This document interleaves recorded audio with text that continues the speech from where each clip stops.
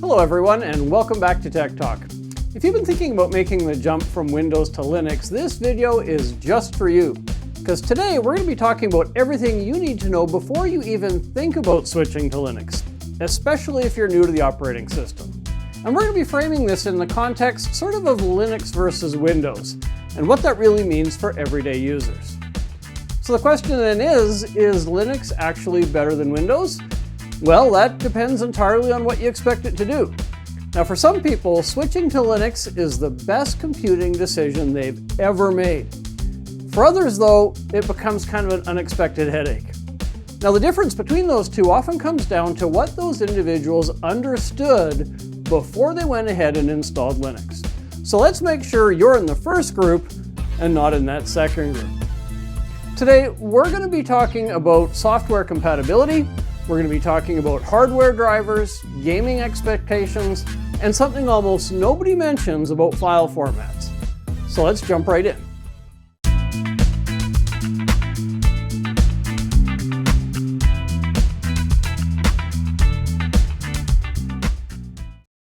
So the first thing you absolutely must understand about Linux is this. Linux is not a program you install inside Windows. It's a completely separate operating system, just like Windows or maybe Apple's Mac OS. Now, when you install Linux, what you're doing is you're replacing Windows as the main operating system on your computer, unless, of course, you specifically set up something called a dual boot system, which we're going to talk about a little later. So this isn't like installing, say, the Chrome web browser or Microsoft Office. It's a full operating system change. So think of it like wiping your computer clean, starting all over again with a brand new base. Now, something that confuses a lot of beginners is that you don't actually install Linux. What you install is called a distribution or a distro. And you can think of it kind of like a car. You know how you can have many different models of car that all have the same engine? Well, Linux is kind of like that. You've got all these different distributions that give you a unique experience, but they're all powered by the same engine, that Linux kernel. Now, there's estimated to be over 600 Linux distributions out there, but don't panic. You don't need to know all 600. Earlier, I did make a video on how to choose a Linux distribution, and it kind of went through the process. I'll link that video in the description down below so you can check it out if you're interested. But if you'd rather not do all the research and homework that's sort of required in choosing a distribution, and you're a beginner, I can recommend starting perhaps with Linux Mint. It's a fantastic place to start, not because it's my favorite distribution, because it's not, but because it's a distribution that looks familiar to people coming from Windows. It's very stable, it's got a huge base of users for support, and it's designed to be super user-friendly. Tons of people have had great success starting with Linux Mint. Now, here's something about Linux that is just the honest truth that I think needs to be mentioned. While Linux can be incredibly stable, incredibly reliable, and incredibly functional, it is more hands-on than Windows. You're more likely to run into moments where something doesn't quite work the way you expected. Maybe it's a printer, maybe it's a Wi-Fi adapter, maybe it's some software setting. So you should be open to learning, to troubleshooting, and occasionally Googling solutions. Sooner or later, it's probably going to happen. It happens to just about all of us. Now, having said that, if you're the kind of person who enjoys problem solving, Linux can be incredibly rewarding. It's so great to be able to learn what is going on inside your computer and become more proficient. On the other hand, if you're the kind of person where you just want everything kind of done for you automatically, staying with Windows might be the better option. Now, before you go about installing Linux, there's something critical I really need to remind you of. That is, whether you're replacing Windows entirely or you're setting up that dual boot system, you absolutely need to back up all of your data before you start playing around with Linux. You got to back up your photos, your documents, your music, everything. Use an external hard drive, move all your stuff onto that external drive. When you start loading Linux, make sure that drive is unplugged from your system. This makes sure that you're not going to lose any of your data. With that in mind, you should also mentally prepare yourself for troubleshooting during the installation process. Let's face it, installations don't always go perfectly. Sometimes you might even need to reinstall Windows to get back to where you started. So being prepared to do that helps to remove the stress from making the changeover. Now, having said all that, before you start thinking, okay, this doesn't sound too complicated, let's just hit the pause button for 1 second. What I've noticed for a lot of folks is that the biggest surprises when they switch to Linux, they don't happen when people are doing the installation of Linux. They happen a few days after that, when they try to go do something that they've been doing in Windows for years without a problem, and suddenly it doesn't work the way they expect. That's often where frustration can creep in. So let's talk then about where that usually happens and steps you can take to avoid that outcome. Now, the first big thing I think it helps to appreciate is that Linux is its own ecosystem, just like Microsoft and just like Apple. That means you can't expect Windows programs to just automatically work in Linux. They don't. They're not made to operate in Linux, they're made to operate in Windows. Linux has its own base of programs. So to give you an example, Adobe Creative Cloud does not run natively on Linux. The full desktop versions of Microsoft Office don't natively run on Linux. You cannot install them on a Linux computer. That having been said, there are some applications that have versions that work on both platforms. Software applications like GIMP, which is for image editing, and Ucache for personal finance, they have a version for Windows and they have a version for Linux. It's not the same program. Each program is designed for that operating system. So now what you're going to find is that there's things that don't exist on Linux that maybe you're used to, like Microsoft Office. And often you'll find that there's Linux-compatible alternatives.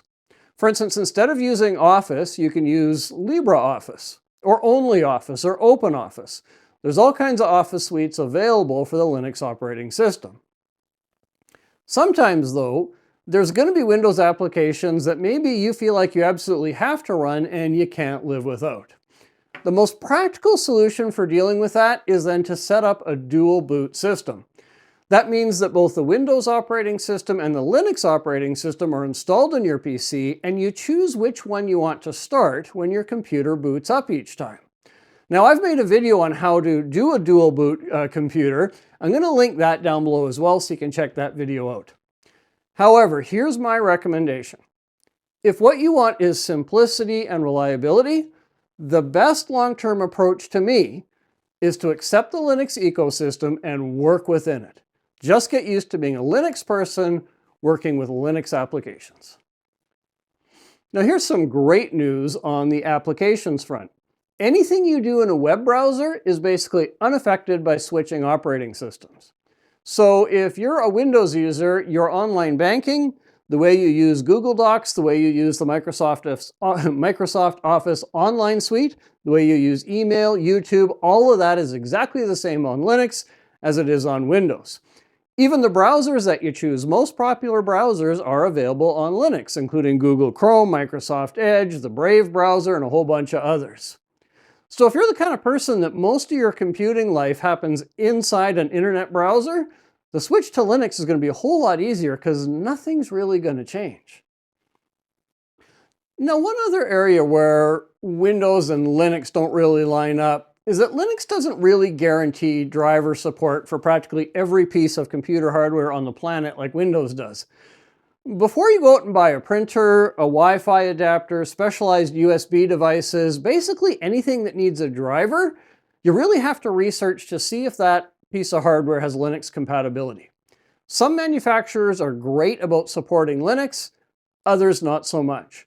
But by checking out if they're compatible with Linux before you purchase, you're going to save yourself potentially hours of frustration because you can't just take it for granted that all of these pieces of hardware will work on that operating system.